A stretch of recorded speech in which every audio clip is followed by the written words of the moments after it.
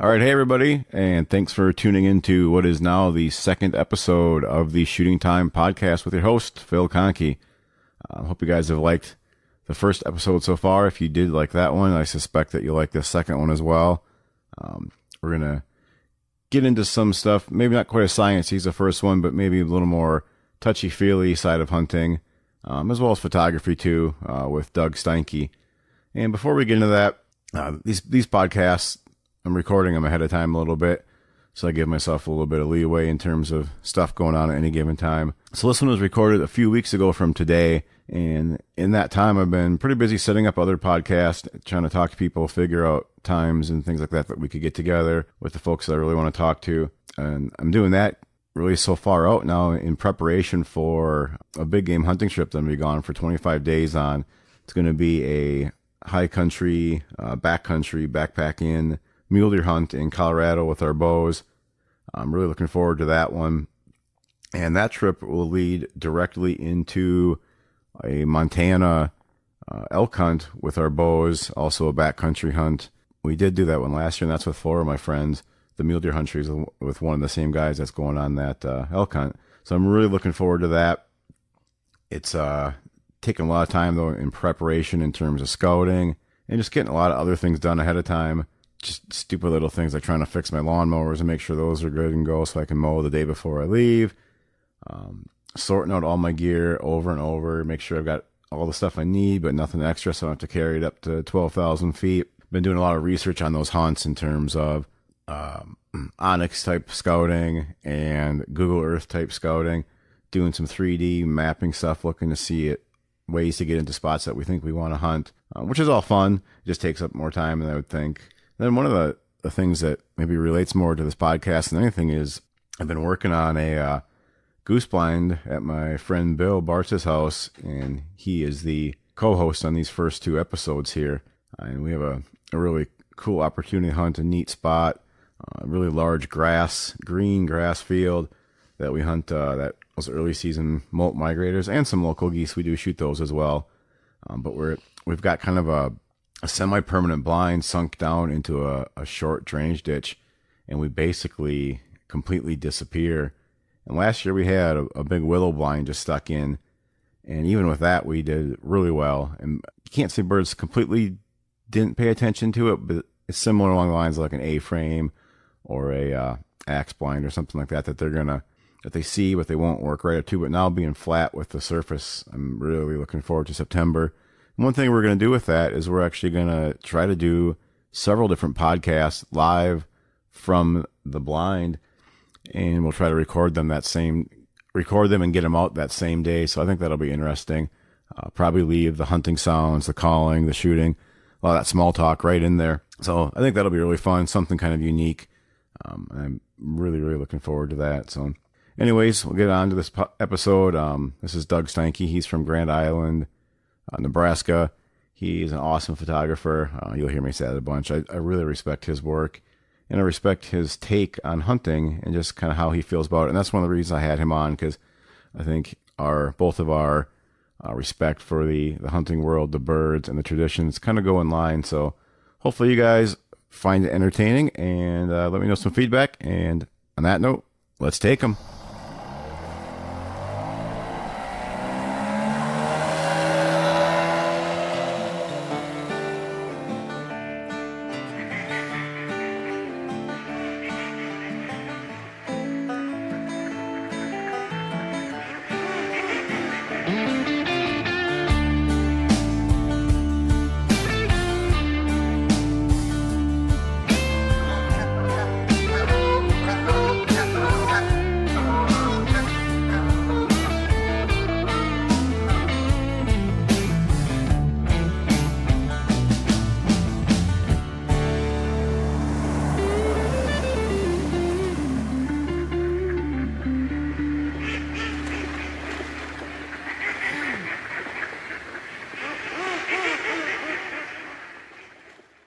So we've got Mr. Doug Steinke from Grand Island, right? Yep. Nebraska on. Doug actually was recently on Jake Latondras' podcast YouTube page here just like a week ago. He's an amazing duck hunting photographer. He's a duck photographer. He's a duck hunter, big time goose hunter, fly fisherman, walleye fisherman. Trying to think of all the things I've seen you do. Wiper fisherman. You'll notice he has a Boston hat on. He's not from Boston. And he's a father and a Cornhusker fan.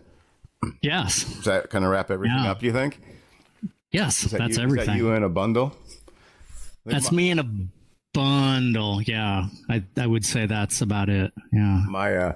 So how I met Doug, again, is in one of those, the same as most of the people I know, and that you'll probably hear on this podcast, is through Instagram. I think maybe we knew each other from Facebook a little bit, but I don't think we had talked until kind of we both started doing the Instagram thing. Yeah, that's probably it. And it opened up my eyes to like some of the stuff he had done. And as much as I was taking photos for quite a few years before we'd met, I didn't know a lot of the other guys that were doing it until that whole world popped up and I saw Doug's photos. And I think one of the ones that I saw that really made me start to follow you and then chat with you was that one of the dog jumping off the bank on the Platte River there. That if you guys haven't seen, if you don't know of him yet, definitely take a peek at his page. He does an amazing job of telling the stories of hunting. Not just like I try not to pigeonhole myself quite as much as I used to, being just a duck photographer. But Doug is definitely way more well-rounded, and he's the guy that takes those photos that really just like scream duck hunting and that goal, like that feeling, the intense, like the passion of duck hunting, I think. Yeah. Thanks. Yeah. Would that that photo. I think that's what you're going for. Yeah. I try to make art. That's what I always tell the guys. They get very mad and the guys I hunt with, they get very frustrated with me because when it comes, I just don't want to take photos. I actually want to create art. And it takes time. And I don't know why I was just thinking about, I was thinking about that last week with Jake's podcast, but thinking about the upcoming season and things that could happen or where to go and what things to do. I'm already thinking in my mind, the scenes, trying to get that scene to get, what to include, what I missed last year that I should have got. And but in general, hoping and praying that the lighting works out that day and the fog is there. The sun is right. Yeah. Looking back, I used to have all these, I used to get a lot of 2-page layouts, and I haven't had a 2-page layout in 2 or 3 years. And I think I need to get back. Yeah. I need to get back to that landscape view of thinking about things, and whether it's the dog photo or kind of the warm, moody, the mood man photos. That's what I need to get back to that instead of, I don't know. I've been working on some shooting photos, and I think that's done. Those are often asked for request by the magazine, so it makes sense. Yeah. So maybe before we dive too deep into the photography world, what else have you been up to this summer? I know it seems like you're doing a fair amount of fishing this year. In bits and pieces. My wife has had a busy schedule with one of our boys, so I've been kind of home grounded. I wouldn't say grounded at home. I would just say grounded or home grounded. I've got 2 boys now in high school, and I'm living the dream or the nightmare of having youth in sports.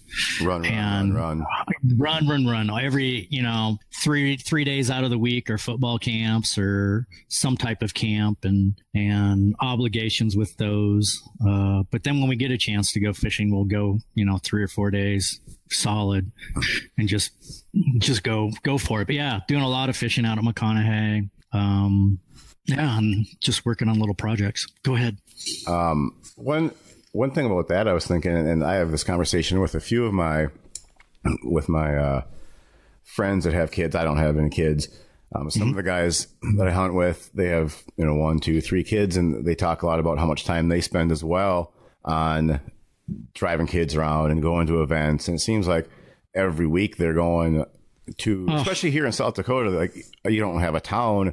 you don't have multiple teams in your same town or even close a lot of times. So they're driving 1, 2, 3 hours for these events. And I always wonder, like, if I was growing up now, like, I wasn't super into sports. I was in tennis in the spring, which back then for me, I didn't have a lot going on in the spring. But I specifically didn't play football or anything in the fall because it coincided with hunting. And I had the opportunity to go out. My dad got off work early, so every evening we could go out and we could chase pheasants every evening. And I specifically made the choice to not do that so I could hunt. And I was kind of wonder with like a guy like you who hunts a lot or fishes a lot, do you think did your kids kind of balance that out? Like, I love football, man, I like to fish, but I think I'm going to do this for now. Do you think that was like a conscious choice for them, or how do you think that worked out? It is and it's not. It is. My son's wrestling, and I was the same way in high school. I was exactly like you. I didn't go out for basketball or wrestling primarily because it really interfered with I just wanted to hunt. Yep. And back where I grew up at, you could literally, that was back when you could bring your shotgun to school, put it in your locker. Man. You could bring it into school and didn't even think twice about it. No one sounded the panic alarm. Yeah. And I remember we had our sophomore year, we had speech. We had demonstration speech. I had to demonstrate how to do something. I guarantee you. Yep. We had 40 demonstrations on how to take apart and clean a shotgun. Oh my! SWAT team would be there now. Yeah. But anyway, so I think it is a conscious decision for him, but I think if you don't, you get left behind, and I think there's peer pressure and. Yeah, I don't know. Yeah, it is tough. It's tough to balance all that, and then even as a parent, even like I've lost. I guess I could say I've lost a lot of hunting friends just because they're every Saturday morning at 9:00. They're at either a basketball tournament or a wrestling tournament, and then they got some other may have football practice on a Sunday afternoon that that above and beyond what's going on just for youth sports or the youth things. And it kind of makes it, it's a challenge. It's a challenge. Well, even like this summer, we had planned I was taking my son once, he's thinking about going to University of Wyoming. He wants to go to Wyoming for school. So we had planned a little visit, and while we were out there, they just happened to have a football camp. So we did the football camp as well. Dude, I had 3 photo opportunities to go take photos places for people that came up, during and you just got to weigh. I mean, it was it's just, and it's like as a freelancer, your phone may not ring for 2 months. And then just like that, it all within like a week, I had, 3 opportunities to go do something, and I had to turn them all down because we were going to be gone that entire weekend. And, oh, wow. But you can't. Yeah, it's one of those. That's one of those things you just have to do. You just have to do it, and I don't regret it at all. But that's just the way it goes. And I'm sure everybody has that to some on one aspect, some form. Yep. Whether it's that, or whether it's someone going to church, or whether it's someone significant other needs to go to. You want to go to a play, or this or that. There's always something. Always something. Yeah, it's never as simple as it seems, and. It seems like the older that you get, it almost seems like you would be have it easier. Like you'd have things more lined out where that you're not. You don't have all these other things coming up, but it's almost the opposite. You think you have things more like simple in your life, and yet it just keeps getting more complicated. You add more layers and layers onto things. Yeah. So I found like this is the least I've ever fished in a summer, and I've actually had the least going on, but I've fished less than I ever have in the past probably 10 years. So I'm trying to figure out exactly why that is, but either way, I should mention that we have my friend Bill Bartz is also on the line here as well. I don't know if Bill has anything to chime in yet, but not at the moment. Just taking it in with you guys, but let people know that he is he's here. So there's one thing I want to talk about that we kind of touched on here. You talked about some of the guys that you lost in your group, but maybe before that, one thing that I think that's cool and is a huge part of duck hunting is just like our history. I don't necessarily buy the argument that duck hunting should stick around because it's a tradition, but I do think a lot of people try to justify it just as being a tradition to like a non-hunter, and I don't think that let's say holds a lot of weight. those folks, but within the community ourselves, I think it's always something that's really cool to know about, whether it's like my friend's history or other people, how they got into it. And I like hearing like, you know, the genesis of how your duck hunting started, kind of who got it into you, the places, like a memorable event, or it's like a process that maybe made someone like, because there's a lot of people who get introduced to duck hunting that it just fades away after a couple of years, or when they're 21, they don't really go anymore because their buddies don't do it. So, you know, what do you think is like, how did that whole start for you that waterfowl hunting became such a big deal for you? Oh, my father took me out when he was 8 years old. I might have been 7 or 8, on a little river called the Republican River down by Superior, Nebraska. And it's a real small, it's probably 30 yards across at that point in time. But it's shallow, sand bottom. He took me hunting out there, and I remember we only saw one duck, and it was a hen.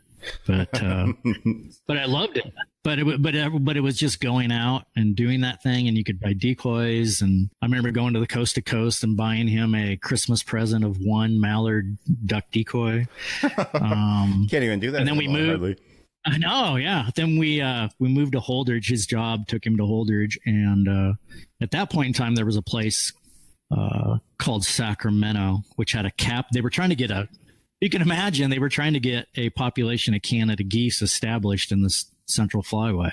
Oh yeah, you know, we talked about that in last week's podcast. Mm-hmm. Yeah. So they were building that flock. So we had, you know, we'd have probably at times 30,000 Canadas in and around just Holdridge itself, or, you know, on the river system. And then we have the Platte River and the rainwater basin area. Everything was wet back then, and there was waterfowl everywhere. I mean, that's what's good and sad. I mean, there's, like last year, I went back to the places that I used to grow up and hunt.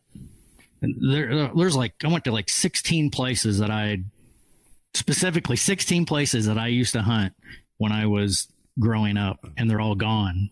You know, it's grassland. Just now. Because. Tell me. Well, they're all farmland. No, that's all corn. But the introduction of center pivots has it's so efficient to water these days. You know, they've got it down to such efficiency. There's no runoff. Yep. And back in the day, it was all runoff.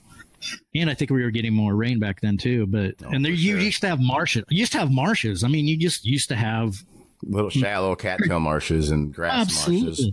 Absolutely, and they'd be everywhere. We're kind almost of like almost up there in South. I go up to South Dakota, you know, north of the river there, and I'm like, oh my gosh, all these little. That's kind of how they weren't huge potholes like that, but they were. Every other quarter had a marsh on it, and now you can't find anything. And I think that's detracted from hunting now. But anyway, when I grew up, we had a place up on the Platte River, and you could go out to the marshes. But there was one specific marsh called Funk Lagoon that back in the day was private, and my buddy had access to it. And that's where I grew up at most. That's where I hunted at almost all the time. And yeah, again, like bringing shotguns to school, our parents would just drop us off when we're like 6th, 7th, 8th graders. They would just literally drop us off in the morning and then come pick us up like at 2:00 in the afternoon. And we would hunt almost every weekend on a Sunday, or if we didn't have school, we'd go and just stash as many shotgun shells in your pockets as you could go. And we would spend the entire day out there. Just, that's like a dream, you know, as a kid. Yeah. Being Huck Finn. Yeah. I mean, it was being able to make all your own decisions. Don't have to have the dad there to tell you that you're going to do this or that. Yeah. And just all the misery and experiences and all the exploring, you know, kids could do back there at that age. It was just phenomenal. Yeah, and now I feel bad because my kids have really not had that. I mean, even with all my contacts, those places just don't exist anymore. In these places you hunted when you were a kid, was it public ground or was that on private ground you were on? It was all private. But back then, you know, the old guy talking about, back then. But yeah, back then you kind of knew everybody, or your dad knew everybody. And all it took was a phone call to get on. And there was just so many places that you could hunt that it never really was a deal, especially when you're kids too.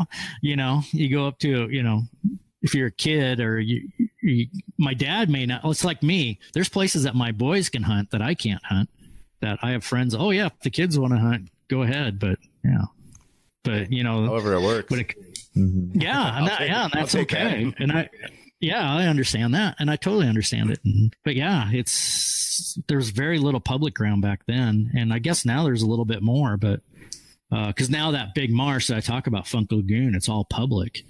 But they went in and I don't know, one story or another, but yeah, it just does not hold. It just does not hold the water like it used to, and and I think it has to do a lot with rain conditions too. I know they just have not received any.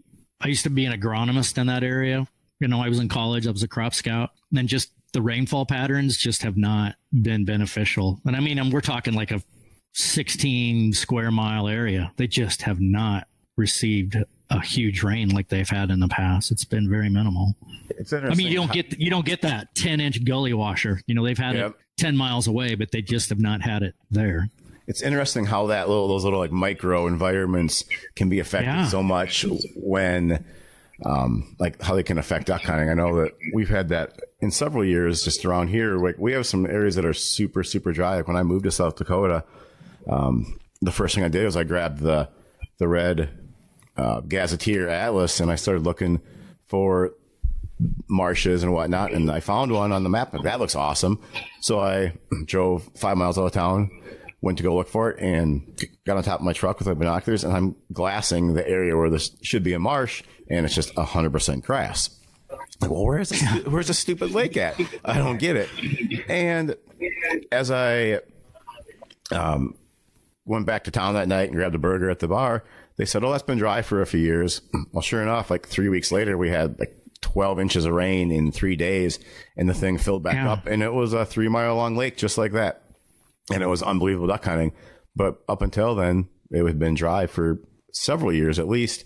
And all of a sudden, you have this like little area that was probably 15 by 15 miles. That was this awesome duck area that people in the area had kind of forgot about. So it didn't get any pressure. And I kind of had it to myself. I happened to live within that little locale, and it was just ducks everywhere.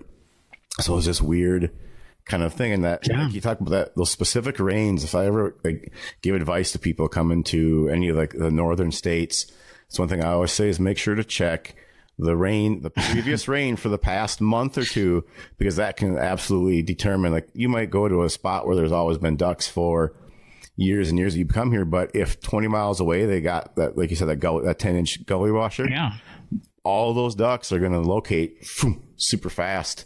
I mean, within days, often to that flooded corn, the flooded beans, that fresh grass that's underwater. So I think that's always like a cool thing to talk about duck hunting, both the boon and the bust of it, how it can make or break an area. And people just, like, a lot of times, like when you're a kid, you take it for granted that those spots are going to always be there and they're always going to have ducks and it's always going to be water, but it's not the case. I mean, it's the way the weather patterns can change, you know, year to year, sometimes can change a duck hunting spot. Yeah. I think this year's going to be that way. Like last year, we had one of those gully washers right here in town, close to town. And for teal hunting, I didn't have to go more than 15 or 20 minutes from my house the entire early season. And this year, unless we get some rain in the next month, I'm looking at, God, it's going to be an hour and a half, 2 hours away. I mean, there's just nothing. And it'll be like that's how it was a couple years ago too. It was just nothing. And that's the ebb and flow of rainfall, you know? So like your teal spots, is that mainly in the basin there? Yeah. Yep. Pretty much all in the basins. And then all those small basins that have been dry for it. Well, in fact, one of the spots that I went last year was one of my best spots, south of town. It had water in it, I think 7 years previous. So it did not have water in it for 7 straight years. And then finally had water in it. Yeah, it had water in it again last year. And right now it's completely bone dry again. So yeah, but I mean, and that's the same, like if back where I grew up, you know, in that Holdridge area, It's the same way. If they would get a couple gully washers, all those 16 places that I used to hunt, most of them are going to have water. It's just that, now there's no water runoff. It'll be corn. Yeah. And then, but then that opens up a whole nother area that hasn't had a lot of hunting pressure. I mean, everybody quit hunting back there. I mean, yeah, it's not, I don't know. I told a friend, I said, it's just dying, and it is. I mean, the tradition of duck hunting and especially in central Nebraska is just, 20 years from now, it'll just be, I don't know what it'll be, but it'll be half what it is now, at least. I mean, they're just. I would absolutely agree with that. That's actually a really good lead into something I want to talk about later on, but I think it brings it up perfect right now.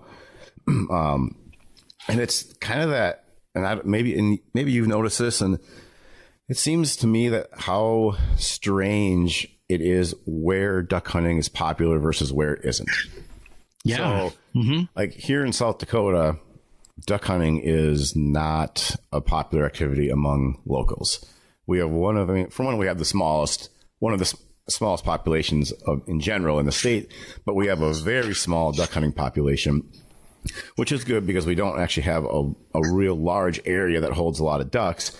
But duck hunting is phenomenal in those areas. And the strange thing is that within that part of the state, you don't find much for duck hunters. And I would say the same is true in North Dakota, Montana, all those western states where it's awesome and really almost an untouched resource. I mean, if you go, I assume North Dakota probably sells more non-resident licenses than they do resident. I about guarantee they do. And so, but then you go to a place like central Nebraska now, like along that Platte River, where hunting is really good, and it's a huge thing. I mean, like, that's one reason, because I want to talk about the history of the Platte River and hunting it maybe here later.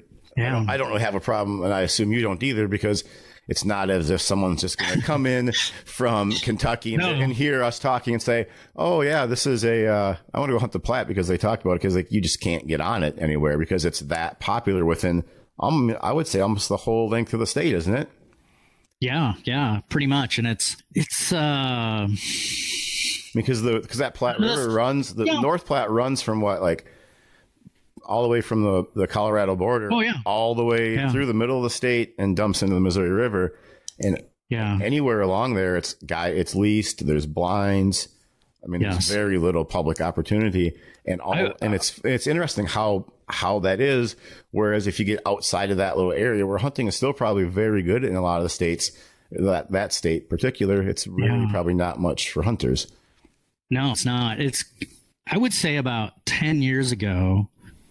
10 years ago is when I think you started seeing a lot of people buy property on the Platte River more for deer hunting than duck hunting. And I think the duck hunting has just dwindled. I think we're all our, the general consensus is all our birds are being short-stopped up on the Loop River system. And 20 years ago on the Loop River system, you barely had any corn up there. You just weren't no hybrids that could survive. You needed a 90-day growing season. And even that far north, we're not even talking 100 miles or even 150 miles north. I'm not sure where is that? It's basically the top. No, it's basically smack dab in the middle of the state. I mean, it's a huge area. I mean, it's a huge, vast area, and there's a lot of places. There's not even really heavy concentrations. I mean, there's a few up there on the Loop, but they're so scattered. But again, a lot of that property along the Platte River, there used to be the old adage was there's a duck blind every quarter mile. Mm-hmm. Yeah. And now I've seen it and taught, and when I worked for this natural resource district, it was an environmental state agency here that, we would keep track of just activity on the river, and just looking at aerial photos, you could see blinds and things like that. And I would venture to say right now on the Platte River from Columbus, Nebraska out to North Platte, there has never been so few of duck blinds on the river that there is now. There's just either the conglomerated or or bigger pieces of property, but we've got more areas on the river now for roosting and for habitat, and the birds don't use it. I mean, it's crazy. They back in the day when I grew up, old guy talking, back in the 80s and 90s, literally there'd be 30, at one time, I think there was 150,000 birds they would do these Christmas counts. Audubon would do Christmas counts. They would all the bird watchers get together and they would go and try to collect. But I think there were a couple times where we were pushing 150,000 birds between Grand Island and North Platte. And someone may be completely wrong on that, but I'm sure it's in that number somewhere. If we've had 30 or 40,000 birds at any one time in the last 15 years, maybe the last great year was like 2004, 2005. It was probably the last great Canada year where you could go out every day and you got a really good chance to shoot your limit. They just don't. The little birds push through and the big birds never come down. And we get kind of stuck. But then you talk, and I think, a lot of them are getting stuck up there on the loops. But I think just in general, things have just switched, just changes and patterns. And, the little geese are getting more intimidated by snow geese, and maybe they're sucking them down with them. And, but if you talk to Kip Peck, down in Oklahoma, he says the same thing. The little birds are pushing right through going to Texas. And it's actually interesting that you would notice that there, because we talked about that last week with Ryan Askern. He's a biologist, and he mentioned how those birds specifically moved to the coast. Like he said the exact same thing. And he also mentioned how he thinks that the birds are, like, their patterns have been changed by hunting. Like they, as a not necessarily a biology group, but as something they've talked about, is how hunting pressure has changed where birds move to. So if something that was heavily hunted like that, up until not that long ago, over that time, that would make sense that you would see that switching of patterns. If they're consistently getting hunted out of there, that they would move off a little bit and go whether they stop short of you or they push through or go around. I think that would make exact sense, kind of coincide with that same thought of what you're seeing. So kind of cool to actually have it, something like that, backed up by observations. And I would say the same thing for the Missouri where we hunt, is we just don't see the birds. They don't stick around as long. I think part of it's because they have been hunted so much and they continue to be hunted so much that they just don't deal with that pressure, and they just scoot on down somewhere where they can stay safe on a refuge or whatever in Missouri or Arkansas or something like that, and at least have a place where they can sit. We don't have the refuges here, like those places you hold them. So they get down there and they're at least safe till they leave the refuge. So, but we don't have that on most places we hunt. So kind of a whole different scenario, really. We have a lot of, actually the birds that have been around, they've transitioned more from the river to sand pits, big, we have these big sand pit quarry, big along the interstate and that. And again, we've had there's more aerators. I mean, there's more aerators along the whole system where back in the day, come January 1st, everything was locked up. I mean, everything was just frozen solid, and there were still birds around. But, now we've got aerators everywhere. And it's pretty common. Whether people are, whether they're trying to protect fish or trying to protect their docks or try to keep them. We have guys who just try to create their own roosts. Oh, yeah. And they're not even holding the birds that they used to 10 years ago. And I don't know. I think the last couple of years we've had bad duck seasons because of the timing of fronts and when they come through. And you guys can load up with just a gazillion ducks, but if it's that first big push of the year, and some biologist was trying to describe this to me, that all those birds that come down, generally there's a northwest flow or a big north wind or something like that. Well, the last 2 years, you guys have had a huge west wind, and it's actually pushed them down the Missouri River corridor. Yeah. And we haven't got them. And even though they'll eventually work their way back up in the spring, but they'll just blow through the Missouri River. But that's actually, I think that makes a lot of sense, because some guys I've talked to that hunt the Mississippi said that this was one of their best, this past season was one of their best years. So that would make sense. They would scoot right across that eastern edge of South Dakota and hit that Mississippi area over like that kind of Iowa, Wisconsin, Minnesota corner. Those guys had really good seasons. And like you'll probably hear me talk about this a billion times in this podcast, how last year was just for us the most miserable duck season we've ever had. A super exactly like we had a super early push. Those birds left. We don't get them back once they're gone, and then the ones that did hang tight up north didn't make it down until another huge push. So we kind of just missed out on a lot of those birds, and like once they're gone, once we lose them, we don't get them back. We don't get a reverse migration within the season. So it was done. And at that point, your season's kind of gone, and you sit there and watch and hope for next year. But that's all.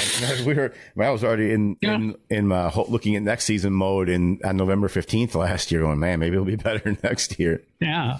We're fortunate here. We have just because of the climate, and we'll hold birds almost all year long. And even when I say last year wasn't very good, or even the year before, the primo spots, the awesome spots, they do well every year, no matter what. I mean, they're going to shoot their birds, whether there's certain sanctuaries that always hold birds, and those blinds around those sanctuaries will always do well. It's just the fringe areas, it's that 7 to 8 mile stretch in between the spots. Yep. That usually get traffic.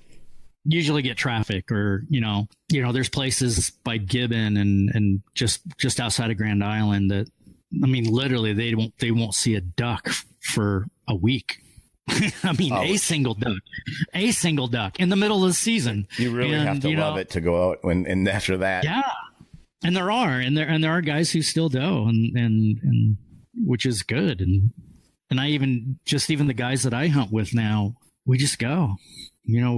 Friday comes around and we'll go Friday, Saturday. And if it's not good on Friday or Saturday, we won't go Sunday. But if it's good on Friday or Saturday, or we think we have an opportunity, we'll go Sunday. And if just even to the point of just going out, setting things and having breakfast and, kind of, I've said that before where I think maybe it was even on our one we recorded last week where I said, there's never been a time where I actually regretted going.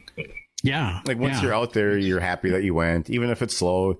And I was thinking, are you going to be like 80 years old and say, oh man, I'm sure glad I didn't go duck hunting those days. You never say that. There's days that that you wish you would have went for sure, whether it's because you got a text message from a buddy saying it's awesome, or just knowing that they're out there and you didn't go for whatever reason. You're always wishing you were there. So I think the idea of just going is a smart way to look at it. Yeah. And it is traditional, and it's happened every year, and it happened last year, and it'll happen this year. There'll be a point in time, the last 2 weeks in December, first 2 weeks in January, there'll be no fronts, no nothing. There's nothing going on, no moisture, and all of a sudden they show up. Yeah, they just unexplainable. They're just there. Yep. They're just unexplainable. Next thing there's nothing on the river or on sand pits, and then the next morning you're going out and you're just seeing birds everywhere, and you're like, where did they come from? Where were you on that 20-mile-an-hour northwest wind? Yeah. The traditional days that you think are just going to be killer, there's nothing, and then a week later they show up.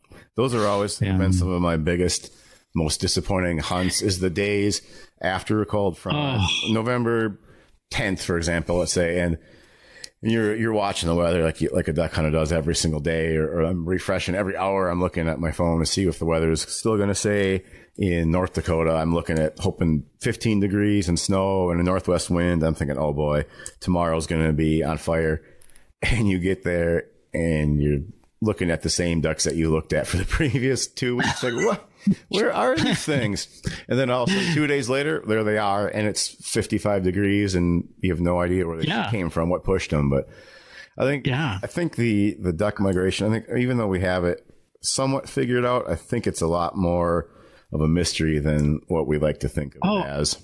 Yeah, it's like anything else. We try to sit here and dissect it, know for sure. And I have, and there's so many duck hunters out there that keep track of everything: barometric pressure, wind direction, all the environmental conditions they can possibly get a data point on. Oh, I've got it down in my journal. This is gonna be the day. Like, it reminds me of a lot like tarpon fishing or something like that, where you've got currents and temperature and time of moon phase and all this good stuff. And individual ducks acting as a whole. And yes. Yeah. 3 years in a row, they've come on this date when it's this temperature at this bear, and you go out there and nothing. Crickets. Nothing.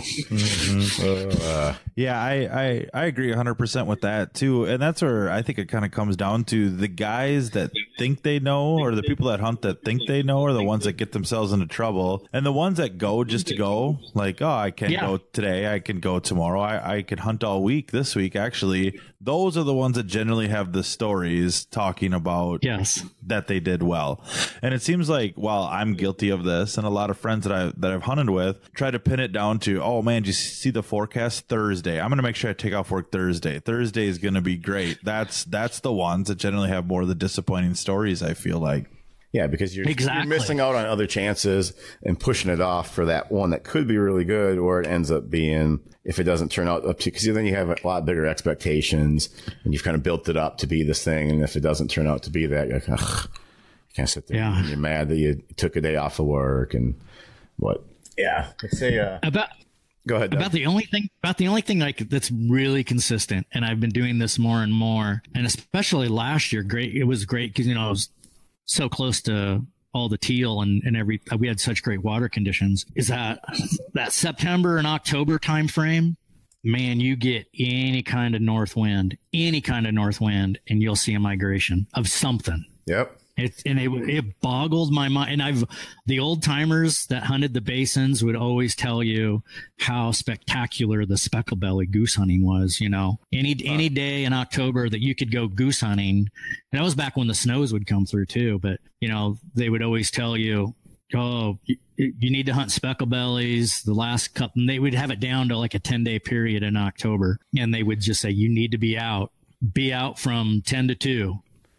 10 o'clock to 2 o'clock in the afternoon. Don't get up early. Just get out there 10 o'clock to 2 to get catch that migration.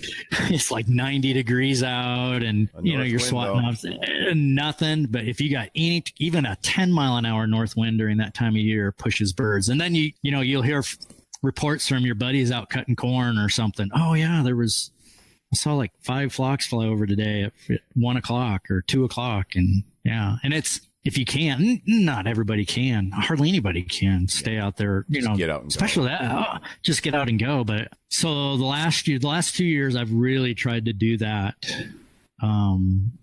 It's amazing what, if a guy can, like me, who doesn't have much else going on, you can sit out there in the marsh before football practice. You have to go coach football practice later. But you'll see those huge flocks of 200 teal come screaming over the top of the corn at noon, and they weren't there before. And they're showed up. No, it's crazy. Yeah, just showed up. It's cool when you get to hunt a lot like that. I know back, was in my early 20s. I hunted a ton. There was a couple seasons where I hunted almost every day, and you see things that you notice things that you wouldn't notice if you only hunted 1 or 2 times a week. You notice that influx of birds. You see what weather patterns do. We talk about, me and Bill, one of our favorite ways to hunt is that September molt migration for Canadas. And you can see it on a daily basis. In September, you see that migration on a 5-mile-an-hour north wind.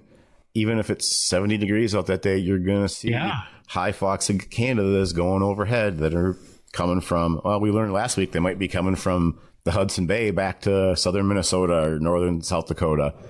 And those are the kind of things that you get to pick up on, that if you're not actually out hunting a lot, that you would never even know that existed, really, unless you happen to hear about it somehow.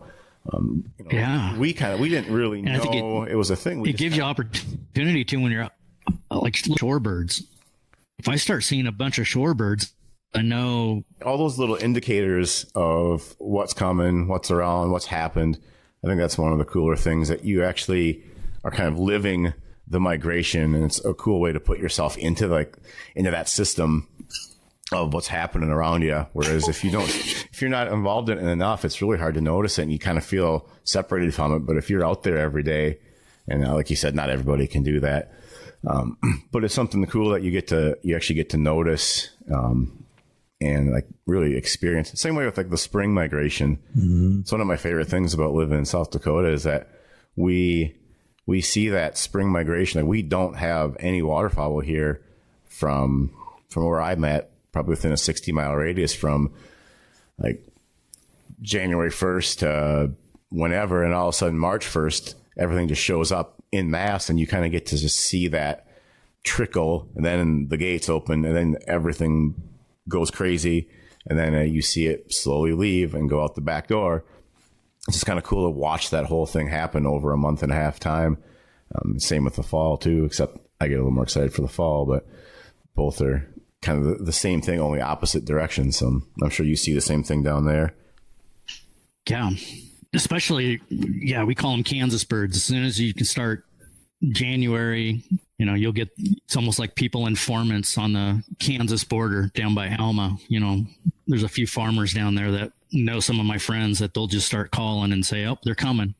And an hour later, they're on the river. It's just amazing. It's really weird to me. This is another thing I think is cool about duck migrations is I think from your house to my house is only like 2 to 3 hours. It's not far at all. And yet the difference in what you see, like especially in the spring for ducks, is remarkable. How much sooner. I mean, I think you were seeing them a full month before I saw them last year. And I think it was almost like February that you had them around, or maybe January even, I think, when we were talking. January. Yeah. And we didn't see birds really until like the first full week of March, if not even a couple days later than that. So that's a short distance for a duck. I mean, they could fly that in a matter of an hour. They'd be here, and then all of a sudden, but like they just never came this way. They didn't push. Like they have their little areas that they hang out till a certain amount of time. In the fall, like I think this can kind of connect back to what we were talking about, how you see those birds on those weather patterns is, and we talked about this again with Ryan, is like how a certain population of the ducks are calendar birds. Like they're just gonna show up on the Platte River, or they're gonna show up on the Missouri River, or they're gonna show up in Northeast South Dakota on such and such a date. And there's gonna be some of that regardless of the weather. But then there's those other ones that hang on till that huge weather system comes or something that really kicks them out. So I think you kind of see both aspects of that. Yeah, I know. If you ask, I think if you ask a few people around here, they'll tell you that. And we've had the conversation. They'd rather see those birds blow all the way through. We'd rather have 2 feet of snow from the Canada border to here. Just push them all south. And there's people that'd rather hunt the bounce back migration than the normal migration. You get higher concentrations of birds. Even there were times in the last couple of years, even last year, the river froze completely solid, and we had a lot of snow on the ground and pushed everything out except for the great big Canadas.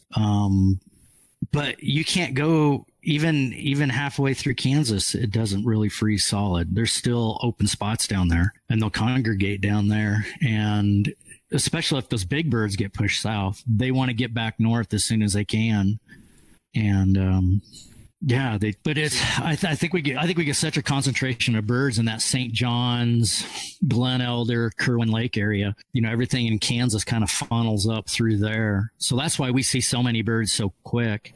And then through that whole rainwater basin system, they're just traditionally, that's where they need to go in the spring. So they're already headed there. So even if they went down the Missouri River, they're kind of working their way across Kansas to get back up through that hourglass area where they can get up back through the basins. So I would call where you live then within the mystery zone of where ducks will. Yeah, I can't think of what I called it last week, but there's a line, like an imaginary line. It must be about right where you are, where those ducks will come back north within the actual hunting season.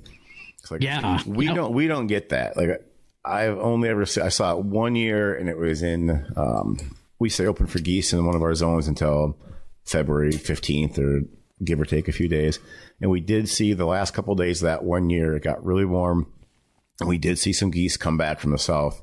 But other than that, once those birds leave South Dakota, they don't come back across the border until March. Yeah, late. So it's it's like the zone that when you get south of that, the birds will bounce back and forth more freely. And once you get up here, they don't come back that far. So I kind of like to just hear that, because you hear enough guys that are south of us that talk about that, but And it's almost not even an occurrence here. Like I don't think it ever happens in Minnesota. For one, their seasons don't go late enough, but you'll never see those birds come back once they're in Iowa or Illinois or whatever. Like they never come back. So I've never quite figured out why that is. Like Ryan Askren had a little bit of a theory that it's maybe because they know that they can stay, if they're that far south, they can get back down quick enough to where there would be resources. Yeah, they called South Dakota, Minnesota, North Dakota almost more like a danger zone. For winter level. Yeah, like they know that they would struggle surviving winter in, say, North Dakota as opposed to Nebraska or Kansas. Yeah. They're a quick flight back down to that Oklahoma, Kansas area where they have open water. You know, I have to ask, too, when you talk about bounce back birds, do you change your hunting pattern, strategy, tactics, all that kind of stuff? Do you change that as far as birds going from north to south as opposed to back up? Is it a different mindset? Yeah. This is how I do it. Let's just talk Canada's. Yeah. Canada's big. So late October, early November, we get the little birds, and it's big spreads. It's big early. I mean, as big as you want to go. You're good. And then we'll get the first two great big pushes of geese, and then the cold fronts that come with them. And then in the past, the little geese have stuck around, but usually they just blow through. So you got, there's about a 2 or 3 week window of opportunity that you can shoot a lot of those little birds when they go through. And then it seems like over the last 10 years, we've had, a time span, the second week of December till about mid-January, where it's just dead. And it's just big birds, small flocks. And I think I've talked to Phil about it. We'll go down to, like, the last couple of years, we've just gone down to running literally 18 to, like, this year we ran 32 decoys. Because that's how many I would have like 18 Dave Smiths, and then I would throw out, half a dozen or a dozen and a half sleeper shells on the ice, or in cornfields too. And the big geese, there was back in the early, we used to run 1,000 decoys. We used to have 1,000 sleeper spread back when nobody had sleepers. It was just freaking phenomenal. But now everybody's got now everybody's got 1,000 sleeper spread. But now all these guys who've gone big, and we kind of tried to get out before, but we just had friends that were running big spreads and weren't shooting birds, and we'd go out there and we hunted a place where we just can't put out a big spread anymore. So we're like, let's just throw out a handful and see. And sure enough, we started noticing that we started shooting more big birds. Well, these guys aren't shooting anything. Where the big birds are getting smart enough that they see these huge spreads and they just skirt the edges, or they go around them. They'll avoid the big ones. And when we ran that huge spread one year, we had that huge spread out. It was like 1,200 decoys, and we got it frozen solid. And we're talking about Jake's podcast. That whole deal. Mm-hmm. It was during that year. We had that ice storm, and then we had a 13-inch snow right after that. And literally everything was just frozen in solid. We couldn't move anything. All we had were just heads sticking above the snow. That had to be an adventure to get out. Yeah. So, but eventually that melted enough, but everything we had was out there. We had 1,000+ decoys that were just frozen out there. We couldn't move, but we'd show up in the mornings and notice that there would be 10 or 15 or 30 big Canadas roosted, 50 yards downstream or upstream or off to the side. They wouldn't be in the decoys, they'd be off to the side. So then we started hunting. So with all those, we got out of the blind and we would just go down the riverbank a little bit, and we just put out 15 or 20 decoys out on a sandbar, and we started targeting those small, big flocks, those small flocks of big birds. So then we've kind of just migrated from that into, and during that dead season, literally you may see 3 flocks of geese in a day, or you may go a week or 2 weeks without even really seeing a goose in our area. But then, like, if you get a big blow, like last year, we got a big blow, all the big geese went through. But then you'll start hearing from those same farmers that I've talked about earlier down in Elma. They'll just come to the coffee shop and go, man, I saw the strangest thing today. I saw 10 big geese, 10 yards above the corn stalks, just loafing their way. north, and bam, that's when you know that those big birds are starting to migrate back north. And you can almost guarantee, it's like speckle bellies in the spring or in the October. You can almost set your clock. You just got to be out there. And if you are, and you put in the time, and and they're easy birds too, because those birds are, yes. And I mean, it's 2 honks, bam, and they're set. And you don't have to do anything. Wings are locked. They're coming in. They don't make a peep.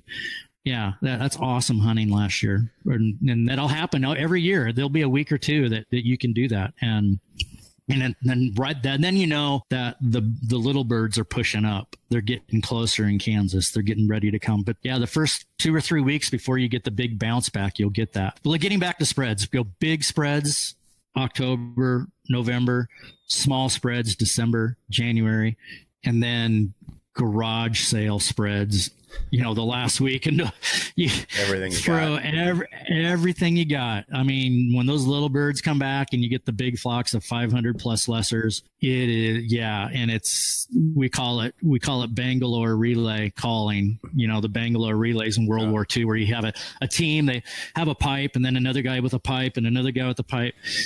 Start calling, because you'll blow your brains out for 2 straight hours calling a birds, and eventually one of those flocks will come in, and then that's just party favors. You're just making noise. You're just trying to get their attention, and then it's just, it's almost become more of a tradition to hunt the backside anymore. I mean, there'll be more people hunting the last 2 weeks of January and the first 2 weeks of February than there will be in December or January, or the beginning of it around Christmas, because they just know the hunting can get so good at the end. And now it sounds like they expanded our speckle belly season at the back end again this year. So I think we might get a couple weeks at them, and that'll be good. And that'll be, and then it's in late, you're talking about in like the February, January time frame. Last week in January, first couple weeks in February. And then if you have any talent, you bring up a few Kansas boys or some guys from Louisiana who know how to call speckle bellies, and it is easy. I mean, it is, and then that's when all the white spreads show up. Everybody starts putting out the snow goose decoys to start shooting speckle bellies, and like the Kansas boys used to do. First started that. I remember that. I used to hunt in West Texas quite a bit, and with the speckle bellies, we noticed that big time. Like when they were coming down, the beginning of the migration, first light, you got a good crack at them. But if you got big groups of Canadas coming in, then that would increase their confidence and they'd come in. But for the most part, the specks were at times impossible. And they would always, and what we hated so much was that we would get 1 or 2 speckle bellies that would constantly circle the spread, but 100 yards up, and just make noise. Anyway, specs were tough for sure. Then they would kind of disappear, and then when we get them coming back through, if you knew how to run a call, especially, they were really susceptible to decoy spreads. And if you look at a lot of my later pictures of Texas, you would see us not with a full limit, but we'd have our 3 specs. At least that's what it was then when I'd hunt there. We'd all have our 3 specs for sure, and that was in January, February as well. It's fun. It's exciting. I know everybody's excited about it. It's rejuvenate, and it's kind of, you rejuvenate everybody you hunt with. I know the guys I hunt with, it's like the first couple weekends that you're hunting again, because they're all excited to shoot specs, or the possibility. It's different. It's new. It's, the hard day, the hard day. Yeah. The hard days of setting out all day and seeing 13 birds are over. Once that rolls around. Well, it's cool that how much more opportunity there is now in waterfowling and for waterfowlers than there was. Like, you're a few years older than me, but even when I started and when Bill started, even like your duck, I mean, you went through the days of 30 day duck seasons. Yep. Mm-hmm. And 3 duck limits, and that wasn't that long ago that happened. Yeah, and that was your duck. Yeah, one duck, depending on the point system. Yeah. And so now, I mean, most people that are under 30, they are not familiar with shooting less than 6 ducks and having basically free reign to shoot Canadas. Whereas, when you were young and when I was really young, you might not even ever seen a Canada. It was a big deal to see when we were hunting. And so, and it's gone now from where they're almost trying to eradicate them in the state of South Dakota to, 25 years ago or 30 years ago, you might not have even seen one, or it was a cool thing to see them. So just the opportunities that we have right now in waterfowling are really, it's never been like this in terms of what we can do and how long our seasons run, how many birds we have, the ability to take every day. It's pretty cool. And we're living in what I would still say is the golden age. I mean, it's different than it used to be, than it was in the 30s and 40s.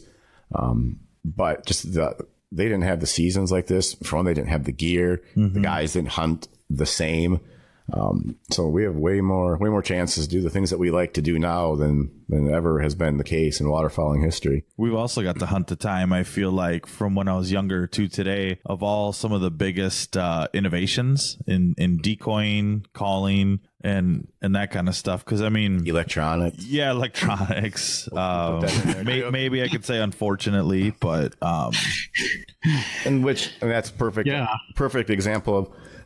So being both that we're both duck hunters and photographers, one thing I think is funny, and I was just the other day sitting thinking about some things we could chat about, and I think it's because we talk about, both me and Doug talk about these together a lot, just online or chatting or whatever, and we talk about like new cameras coming out and new this and new that, and yet I speak of that always I'm always highly anticipating it. I love when a new camera comes out, or if autofocus is better on a camera, or if the ISO is better on a camera. That's always something I look at as a great thing.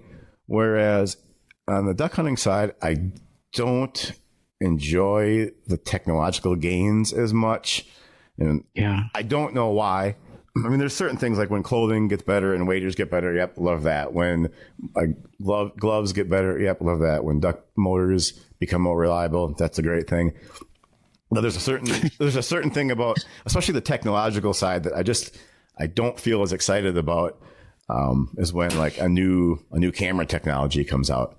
And well, I think it's like me and my fishing on one of my Facebook pages. One of my albums is Another Year Without Structure Scan. Oh, I've seen that. I don't have it, and I've thought about this a million times, and it's. If I got structure scan, it'll make it easier. That's it. That's what it comes down to. It'll become easier, and I don't want it. I want to still use my skill set of reading waves or reading how the carp are acting, or if there's beer, and a lot of that you can just, I think that's what it gets down to. Yeah. Like you need to use your experience, your knowledge, and it basically jumps you ahead without having to learn that part of it. Yeah, I think that's what happens. Well, and I know I've looked at buying more motorized decoys, but not for hunting, but for photography. To get them closer. Yeah. I'm always trying to get them closer, but for hunting, I'm like, ugh, boy, that'll make it a little bit easier. It's something that I mean, I know that I've kind of gone through not a revolution, just a change of my perspectives on that. Is when we started hunting, there were no mojos, there were none of that, nothing you put a battery in to hunt. You walked out with your decoys and your calls, and then that was your hunting. And hoped you had wind. Hope you had some wind. Or figured out how to play wind as far as putting motion in the spread. Yeah. And then it went to a mojo, and it went like all of a sudden, like a year after mojos were out, everyone I knew acted as if we could never kill a duck without a mojo again. And we kind of went back to the no mojo thing over the past few years, and it's just really taken like a different. For one, it just enriches it because it enriches the experience, but it also makes your life so much easier because I'm not listening to clunk clunk clunk clunk clunk. I'm not listening to that all day. I'm not having to worry about, oh God, maybe we should move the mojos closer. Maybe we should move them farther. Maybe we need to put more mojos out. Oh, should we turn the mojos off when they do this? There's none of that baloney. It's decoys, it's calls, and it's hiding. And it's just more of that pure thing. It's just like like not having side scan or structure scan.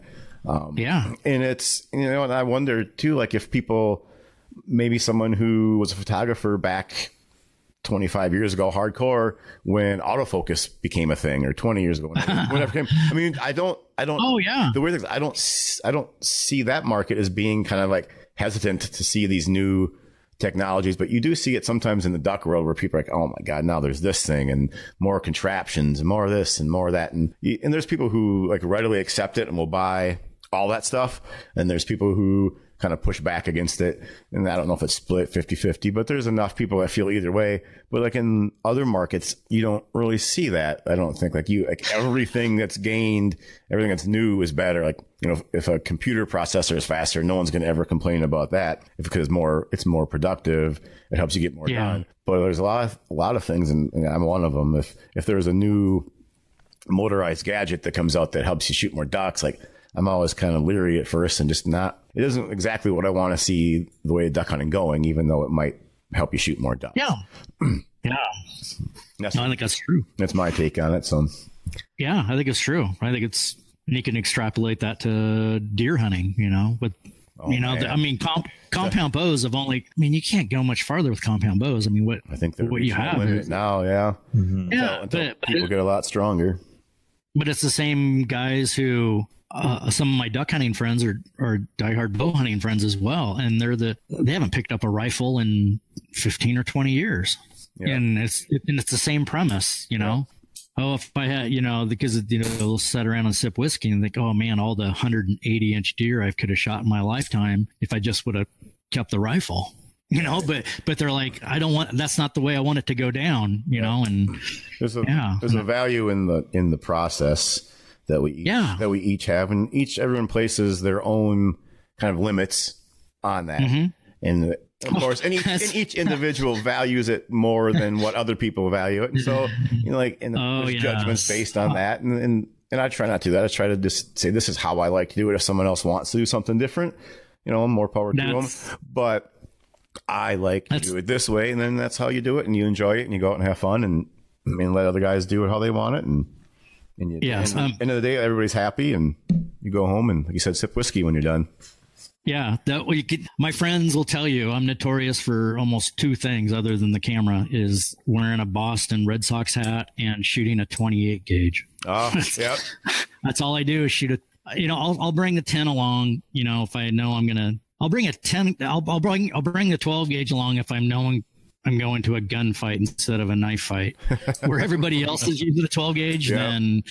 If I'm trying to get my bird shooting him at 40 yards plus, then I'll bring it for snow goose hunting. But day in, day out, I'll have the 28 and even got down to the 410 last year, an old gun that I shot when I was a kid. I think you put pictures up on that, didn't you? Yeah. Yeah, I remember that. Yep.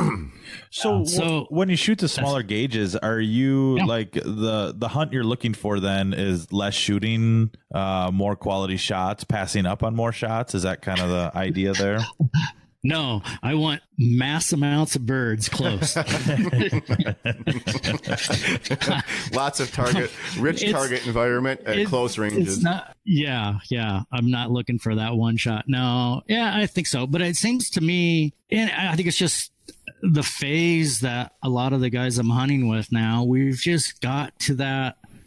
The friends that I hunt with, we call it gentleman hunting.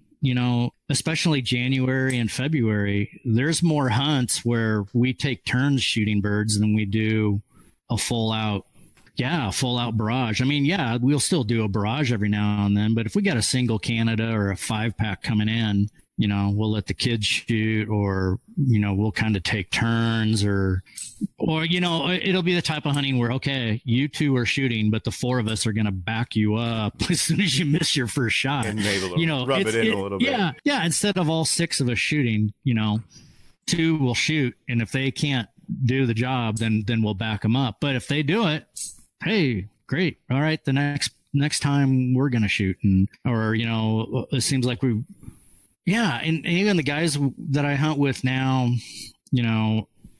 out in Western Nebraska and that, we don't even shoot our 5 goose limit. You just shoot you're happy with your 3 birds that you normally shoot in the past, and it just gets you back to the shed that much sooner and drinking whiskey and enjoying, because you're the other parts of it. I'm not as young, back when in college, we used to go out and party a lot, and the motto was all we have to do is get back to the blind, In one piece.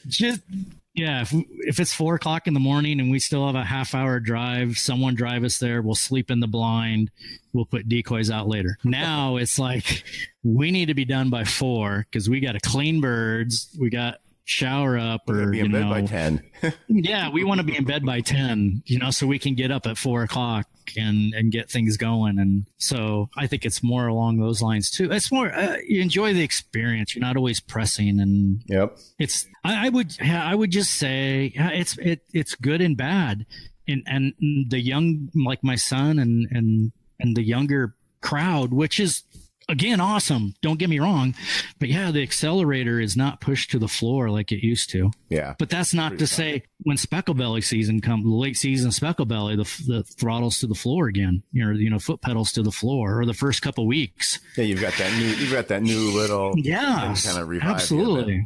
I think this all actually leads in really well, just like how important it is to have your hunting group all on the same page, whether it's like the whole like everything that you guys think of. And you're talking about like your photos and how they have to cooperate with that, and even there's a lot of guys who would never, they would be mad if they weren't allowed to shoot at a flock.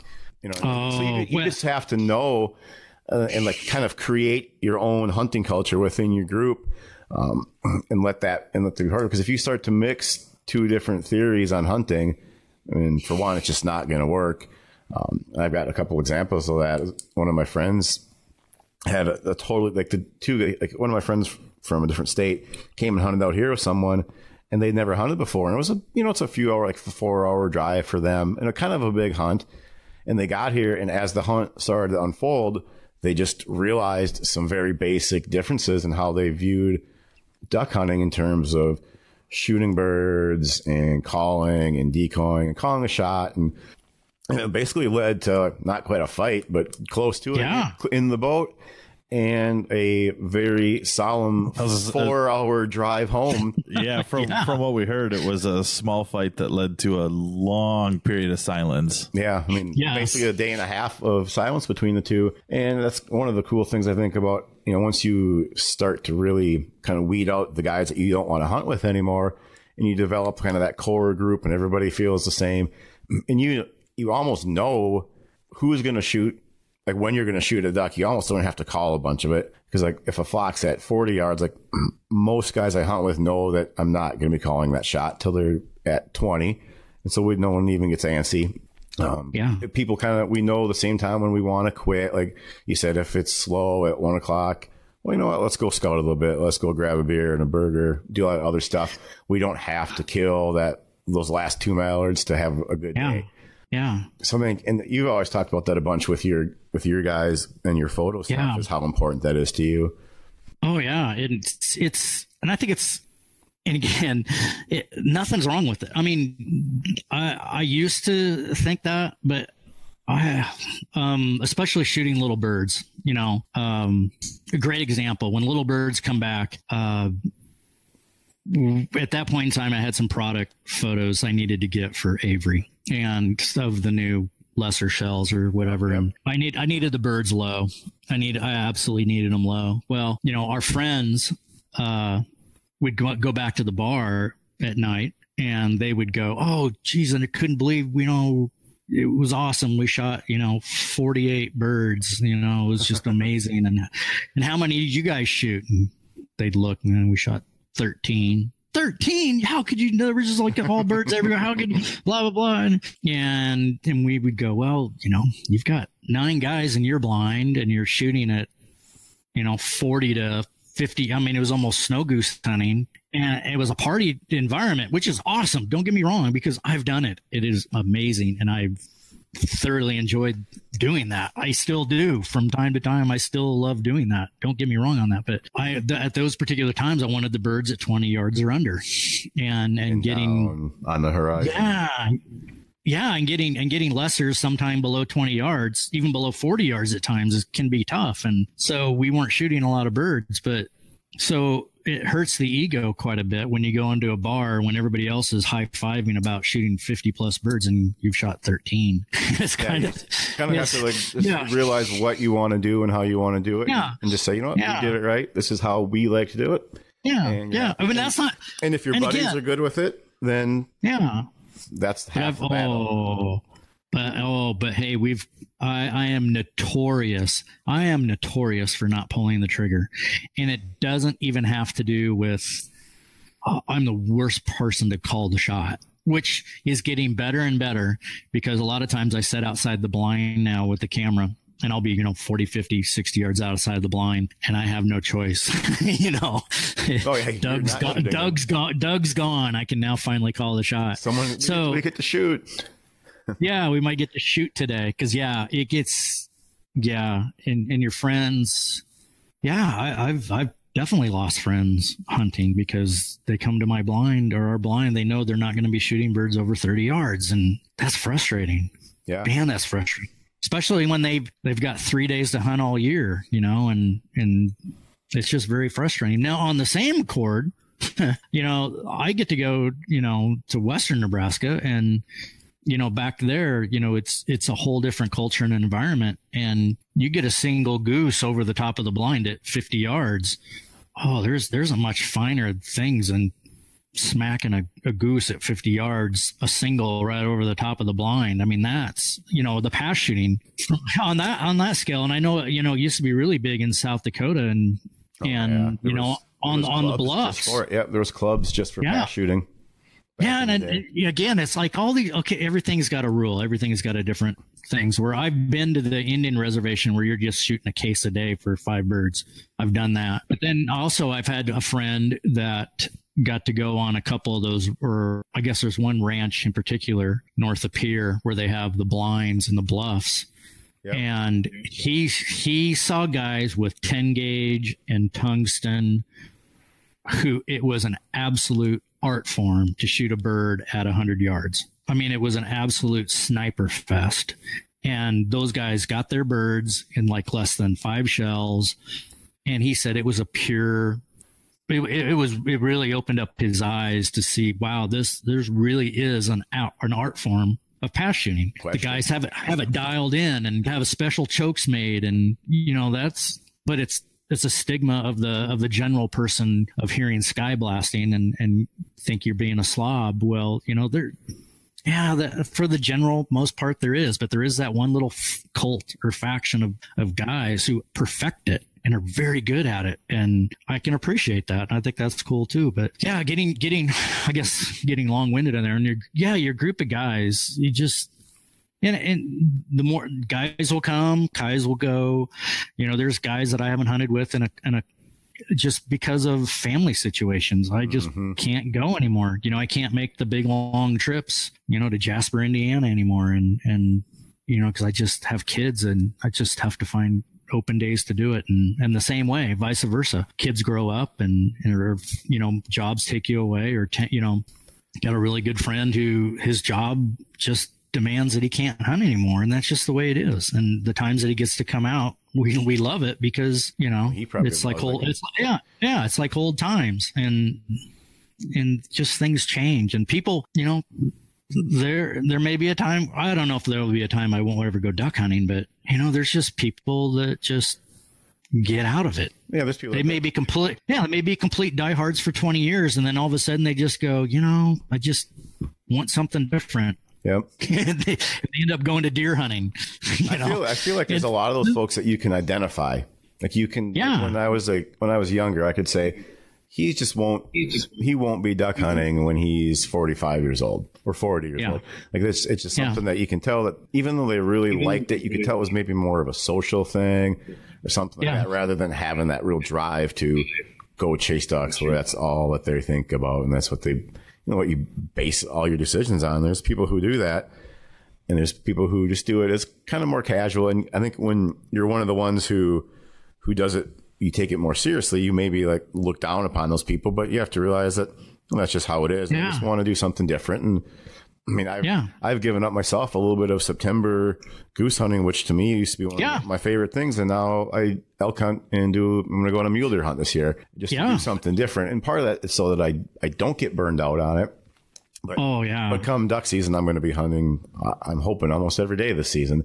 And I don't see myself getting burned out. Maybe I'll skip a day to sleep in or something like that. But I don't see myself ever like quitting this when there's just guys that are around that you can see them kind of start to fade off a little bit, or maybe they need that kind of rejuvenation, which, I mean, I know Bill kind of got back into that, just a couple of years ago, like kind of got burned out from guiding and that. And then jumps back in because he had some cool hunts. And yeah, I mean, that's kind of a story in itself, but I did do a lot of guiding for a lot of years. When I was 18 is when I made a choice between college or I was offered a guiding job in Rochester, Minnesota, and that was an easy decision for me then. And then that proceeded into a lot of other guiding jobs, and I won't get too long-winded with it, but yeah, there was a little bit of a burnout point, and that had to do with guiding.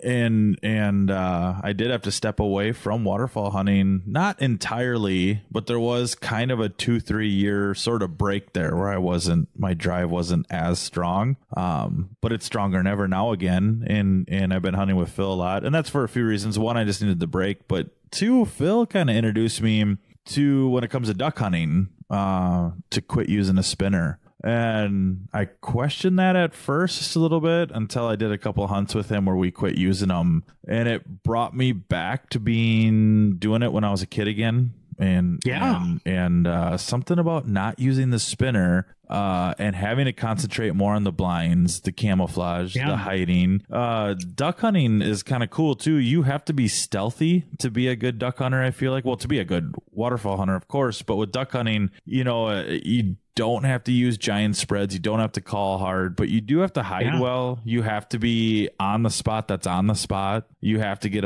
underneath them, and to not use a spinner again, because there was a point in time where I'm very guilty of saying, it doesn't matter where we go, just put the spinner out and they'll be on our face, But Phil was the one that's like, no, I don't even use that thing anymore. I'm like, really? Nope, I don't. I mean, I keep one in the bottom of the boat because sometimes we have to put it out, but I just try not to use that. But that was what, 3-4 years ago, and now you don't even keep one in the bottom of your boat anymore. I don't think. Takes away the option of having to worry about it. But it turned me into, I don't know if I want to say a kid again, but it got me really excited about duck hunting again, because we didn't just stick this thing out that did all the work. It was now back to being stealthy, being tricky, thinking about our decoys, thinking about our spot, moving spot. And I got a real sense of pride in my soul, I guess you could say, in knowing that we did that. We made the decision to get those birds, and it really rejuvenated me to get hardcore back into duck hunting again. Well, you became a hunter again. Exactly. Yes. That's it. And I think that's Matt McCormick, Matt, and he coined I don't know if he coined it, but he coined it when I've been hunting with him, and he calls it rough hunting. And it is. It's about getting back to the basics and getting. I like hunting out of big pits with TVs in them, but there's a lot of them around here. But day in, day out, boy, just give me a dozen duck decoys or a dozen Canada decoys and let me hide on a bank and get it done that way. And it's exactly right. I think what you also, when you're not using a spinner, it's just like, it was another reason why I kind of made the conscious choice, whether the guys that I hunt with know it or not. I went to the small Canada spreads because I wanted to talk. I hated that Bangalore relay calling of geese, and I wanted more intimate one-on-one where I actually felt like I was talking to them, and that's what we do now. A lot of times we'll call geese and not even shoot them. Because now it's a lot of the guys in the blind. A lot of the guys in the blind are like, "Hey, I'd rather just call these to the ground. Hey, that was awesome. Let them go. Let's do it again." Kick them up and not even shoot. And that will boggle some guys' minds that, you let them land? What? Are you crazy? And then chase them away. Yeah, and push them out. And then, hopefully get another flock to come in. But I think it's the same way with you not using spinners. I think you want a more of an intimate relationship with the birds that you're calling or hunting. Yep. And I think you'll find, and I'm sure whether you've figured it out or not, that you're actually calling those birds more or less, but reading them more. Yeah. You're hunting them more. There's no question. And the skill, duck calls take a whole new level when you don't have a switch to flip on. Yep. And all of a sudden, a duck call becomes one of the most important tools you have out there. And that's what I love to blow a duck call. It's probably one of the main reasons that I love duck hunting so much. Same reason why I like turkey hunting, and same reason why I like elk hunting. I'm communicating with those things, and it is kind of that little bit of an intimate talk you have with them. And actually, I should say when we're duck hunting, it's typically not very intimate because it's usually a lot of loud barking at them at first, especially. But then to finish them, it's that kind of soft stuff, of course. But you're actually participating in the hunt more rather than being just an observer. Yeah, 100%. And the same idea with I think it's part of it. Like as you want to develop it as an art, kind of even like the way the pass shooters that you're talking about, like you're trying to refine your skills as a duck hunter. And it isn't necessarily about shooting. I'm sure there's times where maybe we probably could have shot more if we did use a spinner or two, but in my mind, I'm not worried about it because we enjoyed what we did just as much. And I mean, we still have pretty good success with the exception of last year. I'm sure you've got to this point, but I mean, you get to the point where you're calling ducks that if you are very good at it. I mean, it's a craft that you've perfected, and you can pretty much look at a flock of ducks and just the way they're acting, the way they're calling. But have you ever not called in a flock of birds that you know that you could shoot because you didn't think the guys deserved it that you were hunting with? I have got to that point where they have upset me enough, or I didn't think they deserved them, or I mean, like I could call these flocks in right now for these guys and they could shoot them, but they just whether they're not respecting the resource or not respecting me, or I'm just do they really deserve to shoot these birds? I'm not going to call them in. That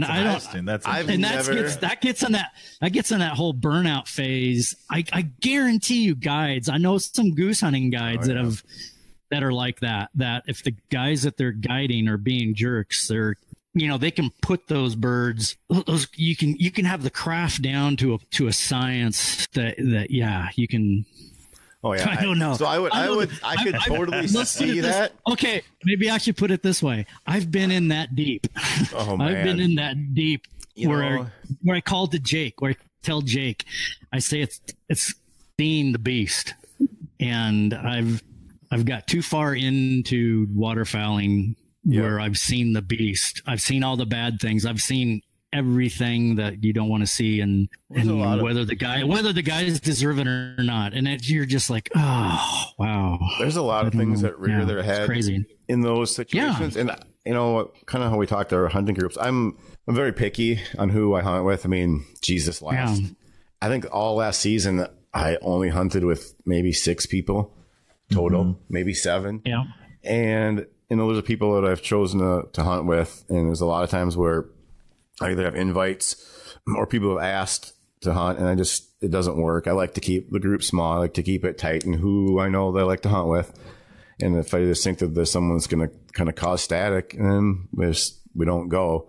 But on that note, this year I do have a few plans with some different guys I've never hunted with to come up here and try to team up and do some hunts. So I'm kind of excited about that and just see how it goes. And on that note, I've been fairly even picky then on who that is.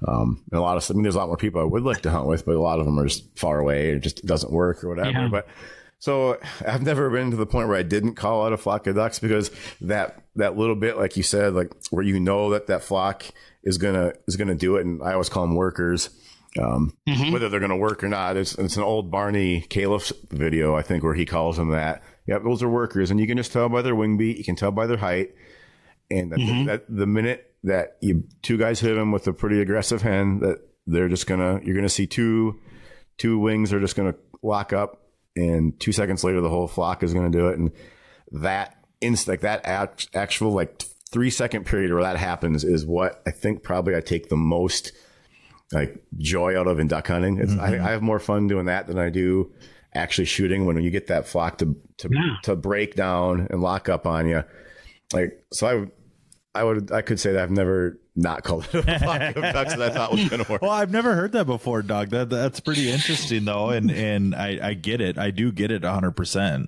Yeah. Funny. Oh man. Yeah, I don't know. Yeah, probably shouldn't have went. Yeah, probably shouldn't have went there. But There's going to be guys. There's going to be guys you hunted with now going, I wonder if that was us that one day. I've talked to a couple. Yeah, I know it happens, and yeah, I think, but also I think it's just part of the process and part of the evolution and like understanding the hunt and. Yeah, it's like now the guys I hunt with has nothing to do with. I mean, yeah, we still like to shoot birds, but it's the culture around it, and I think that's kind of why I've got so much into fly fishing. It's the culture is so much different. If it's rich, it's richer than like a walleye. Yeah, well, let's put it. Is. If let's put it this way, if you're under the age of 22 and you come to me and you just totally brag about, oh, I freaking just smashed birds today and we're just whacking and stacking and just, wow, I'm pretty happy for you. But, if you're still that age and you're, I don't know, I just, nothing flares me more than a huge ego. And, hunting is full of that. Yeah. And I can't say but it is. And I know when I was younger, I had it. Yep. I absolutely had it too. I'm as guilty. I was the biggest idiot. I was the biggest prickosaurus when I was in my late 20s, early 30s. I was an arrogant little punk. I will fully admit it. And it didn't. And I think I got to the point where, and I kind of, there became a demarcation line when I was starting to when I was calling people up and trying to take people just to show them how good of a goose hunter I was. Mm-hmm.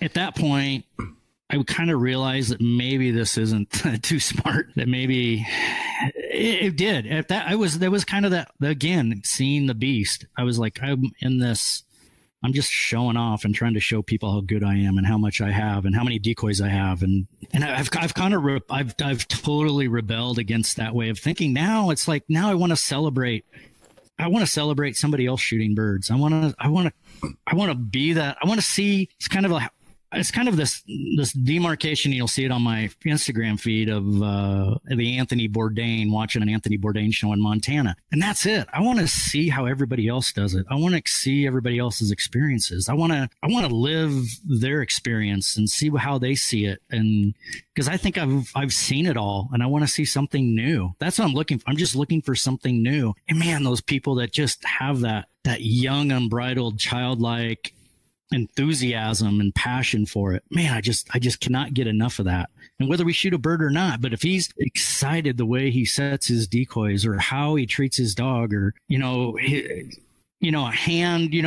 making sure that his grandfather gets a spot in the blind or the best spot in the blind, or I really love that. And that's what turns me on to hunting right now. Man, you show me passion and you show me kindness, and yeah, boy, I love seeing that right now.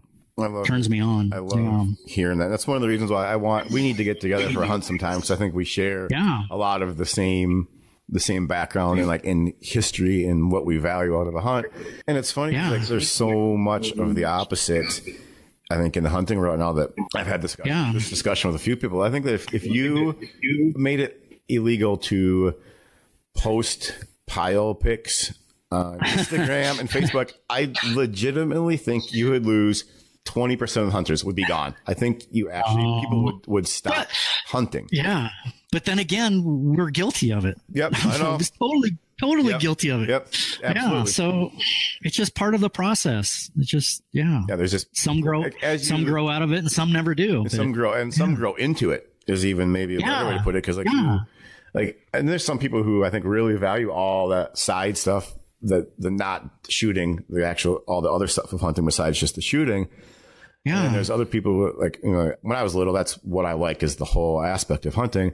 But then there's people who kind of like develop that over time, and you can actually see them start to really Oh yeah, really like it, which I think is a cool aspect as you get someone into hunting or someone that you even hunted with for a long time that maybe just didn't get all that, but you kind of see it building. I think that's cool to see. Yeah, and there's a guy that was probably my number one mentor that I hunted out on the river with, and God, I valued the time hunting with him. But boy, he would always tell me, Doug, don't be doing that. Doug, you got to be doing this. This is going to happen if you do this. And if you do this, this is going to happen. And, oh, you need, and I was like, yeah, whatever. You're just trying to keep me down, whatever. But frick, every single thing that he ever told me would happen, happened. And he was, so I'm kind of like in that mentor phase that he was in. When you see a young kid coming up and maybe getting a little loose, and you're like, man, just be patient, and things will always happen. Things will take care, but you need to, he was a great mentor, and that's one of those things that there isn't a lot of in the hunting world, because so many guys, and kind of like we talked before, just the time is an issue and people don't have that ability to do that as much. And it's something I've actually just started volunteering at for the game fish and parks at a big center here in Sioux Falls. And one of the things I really liked about that idea was because they have a mentoring program, and I want to get involved with that this fall, where actually you can take, a dad and a son out on a hunt and just kind of show how it's done. And not even to show them how it's done, but just to give them that opportunity to go, but then maybe try to instill that passion that I have for it in them, so they can kind of see what waterfowling really means. And it might not just be the stuff that you see on YouTube, guys walking down a row of 100 dead candidates they shot in the morning, throw them in the back of the truck like they're a bunch of garbage. So there's more to it than that. And I think that's one of the cool things about waterfowling is we have a lot of opportunities to do that. You have to take the time to do it. And it's not necessarily easy, and it's not always the cool thing to do, but it can be very rewarding. And if I could develop two people who had the same passion that I had for duck hunting, I mean, I would consider my duck hunting career a success, I think, at that point. Yeah. So that'll happen. If you look, there's a lot of opportunity to do that or be that. Be that way. Find it. It's interesting that you talk about this mentor stage that you feel you're in now, or that you had yourself, when you were younger. And I'm 35 years old, and I'm just in the last couple of years starting to understand that phase of hunting, because I feel like I'm just getting into it now. And a couple things I wanted to bring up, and if for people that are listening, especially if you're a little bit younger, that I think is interesting is with, I think this is with all hunting, but with waterfowl hunting, I now see so clearly. I don't understand the how do I say it, competition aspect, or looking at other groups and other spreads. And the first thing you hear, let's say you're scouting and you see someone out in the field, the one thing I think we got to get away from is saying, look at those idiots out there, or look at those clowns out there, or can you believe they put snow goose decoys in their spread, or what are they doing on that part of the field? And I think we got to get away from thinking everyone else that's doing it is idiots, because if you could walk out there, and you'll find out that could potentially be one of your best friends. That is someone who shares the same interest as you that are out there. And I don't understand why we look at it from our truck or from the boat or wherever and think that everyone else doing it is idiots for some reason. I think that's something we have to get away from. And I'm starting to look at those other spreads out there, and I think that's cool. Or, God, I think that's some young kids out there. I think that's why they're over in that weird part of the field or something they don't know yet. And I think we got to get away from that. Everyone else is doing it. They're not idiots. They're just like you and I. They're the same people. Yeah. There's definitely levels of proficiency in hunting, but I've been guilty of it myself. And every other hunter, even if you're scouting a field, the first thing is, who are these dumbasses pulling up? Yeah. I've said that so many times. Yeah. Who are these idiots? Who are these dumbasses? Yeah. Oh God, here we go. Yeah, great, great. But there are crowd. There are people. Why we're not instantly friends, I don't know. It's the opposite. It's like walleye fishing. I know that happened. Yeah. I was accused of. I was the same way. I was like, man, those freaking idiots. They have no idea what they're doing. They have to fish the spawn. You got to do this. Why aren't they doing that? They're just being idiots. And a friend of mine, another older guy, said, hey, have you ever went up to him and say, hey, you can catch more fish if you do it this way? Have you ever taking the time out just to go up to them and say, hey, you can do it in a little bit better. You may want to do it your own way, but you can do it this. And when you're young, you're so competitive, and you are. We're all alpha. A name for yourself. We're all alpha male. Yep. When our teens and 20s, we're all alpha males, and we're all trying to prove ourselves. And just sometimes extending that hand. And I that's where I get through fly fishing too. Is good night. I cannot tell you how many times I've met somebody on a stream where if I'm going to meet them in a rainwater basin, they're going to cuss at you or yell at you, or it's going to be a negative environment. But where the other guy gives you, oh, you're not catching any fish. Here's 10 hand tied flies, and hey, come over here, I'll show you. And you mind if I watch? And I don't know. And I have found an area where it's like that, duck hunting. That's and cool. It's a whole different culture, and maybe I'll invite you there someday. But it's the culture. I'm available this year. It is amazing. A buddy of mine was going to go, I'm going to go there and I'm going to use 50 dozen goose decoys and I'm going to call every goose in the country. And I'm like, dude, you don't need to do that. And because he said, oh yeah, there was like 3 pickups on the side of the county road watching me the other day, just smack birds. And oh boy. And I said, did you know those are probably 3 guys just watching you shoot birds, and they're enjoying you shoot birds. They're not trying to steal your spot. They're not trying to hone in or be negative. I said, I have literally seen people in the county roads pull off to the side and just watch people shoot birds because they just want to watch people shoot birds. And it's just a total foreign concept. And I think it's just the environment or the area that you're in. If you get a lot of hunting pressure, of course it's going to be like that.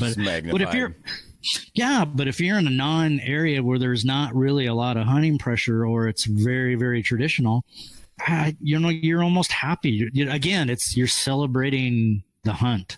And when you go to the coffee shop, and I remember one areas we brought out G&H Super Mags, back in the 80s. Yep. Oh yeah, everybody had those, and so guys were stopping us in the coffee shop, going, "Hey, I heard you ran the Super Mag spread today." Yeah, we did. Oh God, yeah, it almost brought tears to their eyes. Oh, I remember we used to reuse those and lay out in cornfields and put them over the top of us, and it worked. That. Oh yeah, and it worked. And God, again, that's what I'm searching for. That's what I'm craving. Instead of finding honey holes to hunt, I want to find those guys, and those type of guys in that type of environment, I'm just totally attracted to. And the photography just becomes amazing because you can show.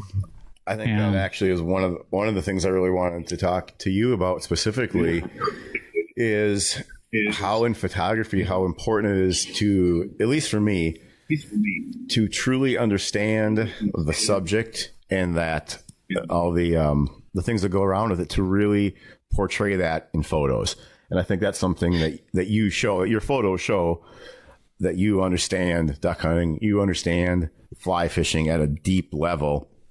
And your photos portray that. I think there's something to be said for that, because like the other day I was taking photos of a kayak, of some people kayaking or paddleboarding and kayaking, and that's not my world. And so I kind of felt like I mean, like I could get the photos technically, but I don't know the same aspects. I didn't feel like I was could get in there as deep as I could if I was shooting turkey hunting, or if I was shooting someone putting out duck decoys. The legitimacy of my photos in the kayaking world just felt faked compared to something I would do when I was duck hunting. Oh, you know what I mean? Okay. I don't grasp it as well. I'm not concerned about it as much, so it didn't feel as like I had that grit in it. Yeah, and maybe I know. And I think this might be a little long-winded, but I'm going to go for it anyway. The first couple guys that I submitted photos for editors, almost every single one of those editors went, "You're a hunter." He said, "You're a hunter first before you were a photographer, weren't you?" And they'll tell you, we get all kinds of photos from all kinds of people who are photographers, but they're not hunters. or, you know, they're, but you know, like you've got an in, and it's becoming more and more. We're not as unique as we used to be. But when I first started doing this back in 2004, 2008, it was really unique. And I even working with a couple people on a national level, they were like, well, wow, you hunt, you really got a blind eye, is what they would say. Yep. You know, this is from a blind perspective. Yep. This is from a hunter's perspective, not a photographer's perspective. And I would run into hunting with people, like when I hunted with a guy up north and for a magazine, and the same thing. He told me the same thing. He goes, man, you're a hunter, you're not a photographer. And because he said, just the way you act, where you position, he goes, just within the first 15 or 20 minutes of hunting with him, he's like, that's what he told me. He goes, you know where to set. Yeah. He says, you know where to be, you know where the birds are. He goes, we didn't even have a flock come in yet, and you knew exactly where to set and where to get everything. And I think I would like to say that's why I like fly fishing so much. It's like I'm 8 years old again. And every time I go fly fishing, it's brand new. I'm learning something brand new. Where hunting, it seems like I've done it all, and it's not very new. And I think, but saying all that, those people that were kayaking, I've got a good friend that his dad he's a doctor, but for one of his sideline businesses, he owns a brewery, and he's getting a brewery up and going. Yep. And you can see him around town and talk to him about normal things, or I see him at the hospital and he's just very mundane and things like that. I remember I got a tour. We were there drinking at his brewery, and he goes, oh, do you want a tour? And we're like, heck yes. So he took us downstairs to all the brewery, and oh my gosh, you should have seen him just light up. Just boom. He just blew up. And I'm like, I want to take photos of that guy.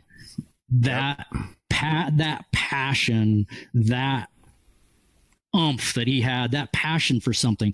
And I think it's, it transfers whether you're quilting or brewing or kayaking. If you could just find, or making pizzas, seriously, I could go to your spot. I guarantee you I could get some amazing photos of you making pizza because you love it and it's something you're very passionate about. And if you can find somebody who's passionate about it, man, photography is easy. It's funny. It really is, because it translates through every genre. It's funny that you say that, because the kayakers and the paddleboarders they were not kayakers and paddleboarders. They were people that were models. So that actually really relates. They were just people that were there to do modeling. So you nailed it. It was exactly. Okay. Remember, we were down at the Pullman deal at Honey Break. Yep. And Richard went out in the kayak, and we were trying to do the whole lackluster. Oh, yeah. We were like, this isn't any good. Yep. It's funny you say that, because I was actually thinking of that photo here as we were talking. Like, that just wasn't his gig. He's a duck hunter. He's not a kayaker. Gosh, and you see so much of that in the advertising. And it's all over. It's cringeworthy. It's not as bad as it used to be, back in the early, in the 90s and early aughts. I remember one photo, the guy's holding the duck call backwards. And you're going, how can you even put this in print ad? And I'm like, oh my God. I always go to, there's a photo. When I worked at Cabela's, there was low catalogs, and every year they must have used the same art director and the same photographer, because every year there was a dude out in the middle of the lake in his John boat with no mud in it, no dirt, no nothing. And he had to have like 6 decoys laying in the bottom of the boat, him in full camo and blowing his duck call without a gun, or with his gun chamber open. I mean, just some crazy thing. Like, how does that ever get by? It's so fake that anyone, you don't have to really be a duck hunter to know that's not real. Yeah. So I just think that's one of the things I've always noticed, like, just through kind of even uncovered more of it through our discussions here. And like that is that you get it. You get hunting. Like I would say you're one of the guys that I look up to in the hunting world in terms of like who I would like to compare myself to, whether it's photography. I think I have a long ways to go in the mood photos. But I like just how we hunt and like how we think about it. I think you're someone that I would consider a Yeah. Appear. I don't know if that's the right word or not, but you're a river rat, so you already qualify. Yeah, that I am. I'm a part-time river raft. The first part of the year we don't hunt the river, but the second half that's pretty much where I live, and I've been trying I've that friend of mine that I hunt with in the same locale that you hunt with. Yep. Or you hunt in that area. If I know, all I'll have to do is, and he's kind of my checks and balances guy. He's the greatest duck hunter that you'll never know. He is. He just doesn't want any social media. He wants nothing, even though he's been in several of my photos and I love hunting with him. But yeah, if I told him, all I have to tell, well, who's this Phil guy? And I'd say, well, this is this. Then I'd say, well, he hunts without mojos, and a lot of times he doesn't hunt that same area till the afternoon. Yeah, later.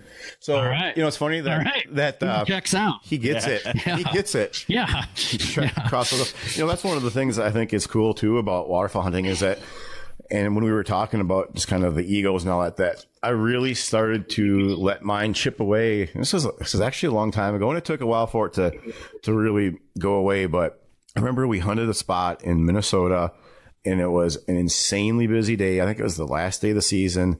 It was a really busy marsh, and there was like 30 boats just at the one access we had, plus there's cabins on the lake. And I remember we got done, and we shot our ducks, and I remember as we were pulling up to the access, there was a lot of people coming off the marsh at that time, and everybody had their ducks.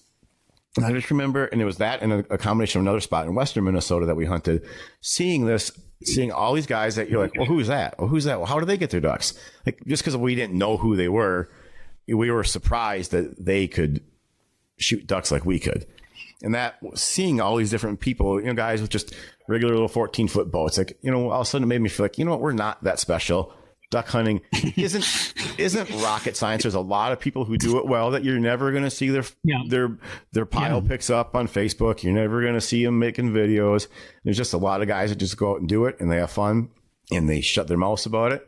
And they're hunters. And so that kind of made me realize that there's other people do it. They like to do it for the same reasons we do. And we're really all the same group. We're just going to have fun together. And it's something that I've just let whittle away. One of those things I let whittle away at my ego. Everybody, we have some of it, but I've let that be a reminder that you're not the only guys doing this. Yeah.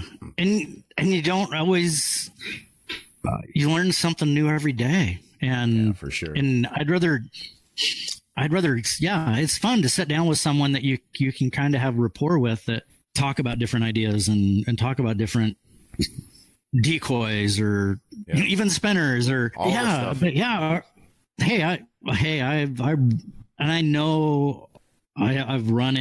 I've had people confront me numerous times about, why did you post that photo, or why did you put that photo in Ducks Unlimited? Now you've just ruined my hunting, because now I'm going to have so much pressure, and yeah, it's a fine line. And yeah, there's photos I've never sent in, or will never send in, because they show too much, but or there's or my landmarks buddy, I need to keep out of the background. Yes. Yeah. Or they tell me to put a Watertown, South Dakota, water tower and Photoshop that in every single one of my photos, but to the point, I think hopefully, and I do, it's a conscious decision about posting or sending in photos or posting photos. And I really try not to ruffle anybody's feathers, but hopefully I try to convey the message, the spirit of the whole deal, I guess is what I'm trying to do. And I don't know. I think you do a good job of it. Yeah. I will say that.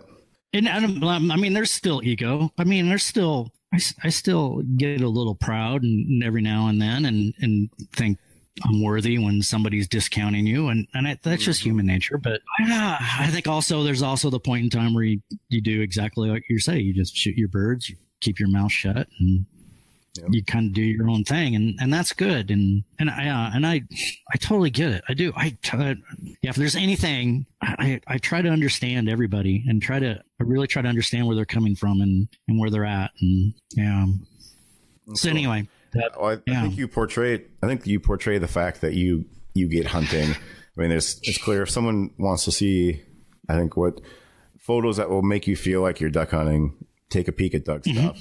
Do you have an actual website then? Or I do. It's actually DougSteinke.com, and it gets very little. In fact, I haven't updated it in a while because I put so much effort into it early, updating it almost every day or updating it, and you just look at the traffic that it garners, and it's minuscule to the effort. Yeah. Oh, it's like 1/20th of what Instagram. I might get 5 people that will look at that website in a week sometimes. And Instagram, everybody's on it all the time. But the problem is I got to keep in mind, it's probably like you too. You have to, it's the 5 people, it could be 5 editors looking at it, or 5 people who are looking for a project, so for that, you got to keep it. But almost everything's on Instagram just seems to be so much, it's so much easier. If somebody's trying to look at your photos, literally they click it, and with their thumb, they can roll up and down. Then they see, just it's a friendly in 5 atmosphere. seconds. They can see what you're about really quick. Yeah. Mm-hmm. Yeah. In 5 seconds, I think they can portray, you can get more of an idea of who a person is and what they're doing just using your thumb, where a website where you have to go in through a menu and then a scroll and click. It takes more. You want to look at this style of photo or that style of photo. Where on Instagram, you see it all. Yep. Yeah. I would agree with that. And it's just an easy platform. It's one of those, actually, Instagram, I mean, I owe a lot to that. It's kind of what my Facebook world, in that world, I never had anybody looking at my stuff. It feels like, for some reason, Instagram was just a whole different deal. And it's been like really rewarding to like meet people and giving opportunities to do things like this and learn different things and see other people's photos and see where other people hunt. And like, that's one thing I love it when people post hunting photos from across the country, because I have a running list of places that I want to go hunt based on other guys' photos that I've seen, whether it's a cool scenario or someone who consistently shoots a lot of ducks. I try to make a mark as to where those guys are. And it's a little bit of internet scouting. Yeah. If people offer up that information, I'll gladly take it. And I'm sure I've given some of that internet scouting up on my own photos as well. So, yeah, I think it's just tough to get. I know it's human nature to do it. Yeah, for sure. I mean, I've been enough around the state of Nebraska that I can pretty much, you can almost see a tree line and go, oh, well, I know. Yeah. You've posted photos, and in fact, that's exactly how I came across you. I saw one of your photos on Instagram, and I saw something, and it's like, wow, I know exactly where he's at. Exactly. Yeah. And I'm sure people are the same way. And I know trout fishing's horrible with it. Oh, yeah. And you can even look at rocks and exactly on certain runs, exactly where they're at. Or I had a buddy who walleye fishes the canal.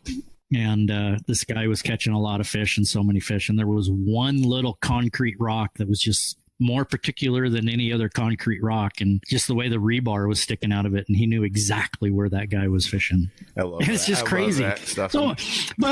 So it's, I don't know, but then you're like, well, if the guy gives if he cares that much, then maybe he's not all bad. I don't know. I don't know. And who knows? I love that when people are that into something that you can identify that, but two, that even that other people look for that. Cause like I do the same thing. I'm looking for landmarks, and God, I think I know where that is. And I think I can pick this up, or at least gives you an idea of the area that they're in. Cause one thing I've done a lot is someone who will be hunting I know where they're from. You can see where they're from. And you see a lot of photos from the same thing, and I'm immediately on either Onyx or Google Maps, and I'm looking to see. For me, it's always a marsh. Like I see a cool marsh, and I'm like, I wonder what marsh is in a such and such radius of this town that he says he's from. And I'm looking, and as soon as I find that I've got it marked down, and I'm like, someday that might be a spot I have to go check out. Who knows? Yeah. Yeah. I catch a lot of heat, and surprisingly, the most heat I ever get is from my wiper fishing photos. Yep. I can see that. 10 to 1, and it's wiper fly fishing. It's because it's It's a small community of you people talk doing about it right now. You talk about a niche community. Yes. So yeah, I've got the most hate mail from that than any other. Yeah, it's crazy. Oh, I can absolutely see it because it's kind of it's a cool thing. It's one of those things I need to get down there and do sometime. We don't have wipers. It is. So. It's a blast, and it's super cool and super fun. But I think people it's like anything else. They think that it's only one spot that it happens in, and if you get into it, it's 23 miles of it. It's just not one spot. And I think duck hunting's the same way. It's just not one spot. Maybe just try to figure out what they're doing and then transfer that to another spot. But I don't know. Anyway, we're coming up on 2 hours already. Okay. Are we really? If we're not there already, I think we are. That went quick. It does. It's amazing how you start talking about ducks and it just time flies by. Before we wrap up, Bill, do you have anything that you were interested in? Well, first of all, I want to say, Doug, I was looking forward to this podcast for sure because, I don't know, probably a year and a half ago, I started following you on Instagram, and you are kind of one of my favorite people to follow because, I mean, started duck hunting when I was 10 years old, got a lot of skin in the game, and it's cool to see your post, to see what you're talking about, to look past the pile pics, to look past the how many birds we shot. You're a great representation of that out there right now. So I was really looking forward to this conversation, and there's one post in particular I wanted to point out since we had you on here, and it's when I first started following you. I don't know when it was, but you had a band post. You talked about bands. I don't know if you remember that one or not. And I don't remember exactly what you said, but you talked about how we shouldn't get so hung up on them. And I think that's important to the other waterfowl hunters that are out there listening. I know it's a reward to get them. I've gotten them. It's awesome. It's cool. But we really shouldn't be so hung up on bands all the time. Yeah. And again, it goes to the whole phase deal. I went through it. Again, I'm guilty of it. I went through it. But boy, I've just seen so many bad things happen. And I mean, literally people who hunted for years together were torn apart because they didn't get a band and I guess maybe that was more where that post was coming from is that. Yeah, it's awesome and they're cool and they're really neat. But I don't know. There's so much more. That's it. There's just so much more out there than just the band, and they're really cool. I get it. I've got them, and it's neat. But it shouldn't. I think people let it gauge a hunt. Like, oh man, I was hunting the Missouri River all week. Oh, how'd it go? It was great. We shot birds basically every day. It was an awesome hunt. How many bands did you get? Well, we didn't get any bands. Oh. You hear that? Oh, well, it shouldn't have any determining factor on the hunt whatsoever. Yeah. It's a lot of and there was another story where I had another post where it was a bird with a red leg band. It was a quill. A quill with a red leg band, and it was in our blind. It came in, and I've got 2 quills already mounted. I can't afford another one. That's sort of like my cousin said too. Space. And he goes, and the quill came in. So I had him on camera. And I went, oh, Nikes, it's a quill. It's a quill. Somebody shoot this quill. It's a quill. And the 3 guys in our blind, my son, he's like, I don't want to shoot it. And the other guys, Corey, my cousin Corey, it's too expensive. I can't afford a taxidermy bill. And my other friend, he's like, I don't have my gun loaded. I'm not going to shoot him. And I'm like, it's a quill. Somebody shoot a quill. And they're all fighting. But this is all going over in about a span of about 5 seconds. Well, finally, Corey tries to shoot him and he hits him once and he thinks he's going to go down. And then he didn't. Well, then my buddy grabbed another gun and he shot 3 times at him. And then my son, he tried to go up and chipped a tooth or chipped his gun trying to get it up because he was so excited and just combobulated to get it up, and he missed 3 times, and then it was flying away, and I hit it on my first time and it kept flying, and I missed 2 more times. But so it was the whole deal of we just totally messed it up and nobody wanted to shoot it, and it was a great story. Well, like 2 days later it goes down to our neighbors and a guy shoots it, and it was it might have been his first goose. Well, when I looking back over the photos, I'm like, oh man, it was a quill with a red band, and we're all like, oh my gosh, I can't believe that would have been an amazing bird to shoot. But two days later, some guys upstream shoot it, And so the guy calls me and he goes, "Hey, we just shot this bird." And I'm like, "Oh, this is going to be a bad conversation." And he goes, but he was like, "Hey," he goes, "we're going to mount it for the guys in the blind are going to mount it for the guy. And we want it mounted exactly the way that photo is. Can I have a photo of it? And I'm going to get a print of it made." And he thought it was so cool to have the whole story behind the way that we missed and the total discombobulation, but not to make fun of us, but just to have the story behind that. There's and then he shot it. Yeah. There's more to it than just a piece of metal. That was pretty cool. I wish every bird could. Wouldn't that be cool if somehow you could figure out every missed opportunity that people had down the line? Yeah. That's the cool thing. That's the cool part about a band is that it's part of a scientific tool, but it's also something that has a story attached to it. I think that part gets lost. People just want that thing to hang on their lanyard and show it as a symbol of how good they are. And it's not, it doesn't have, the rest of it is kind of just goes by the wayside. But no, I've enjoyed talking and it's been great and enjoyed talking to both of you. And yes, I need to, again, I am coming after your pizza dough. That is it. Because I need to figure that out. But So, but in general, I try to, I have all these ideas that I want to do and use. And because someone asked if I ever run out of ideas or things, and I don't.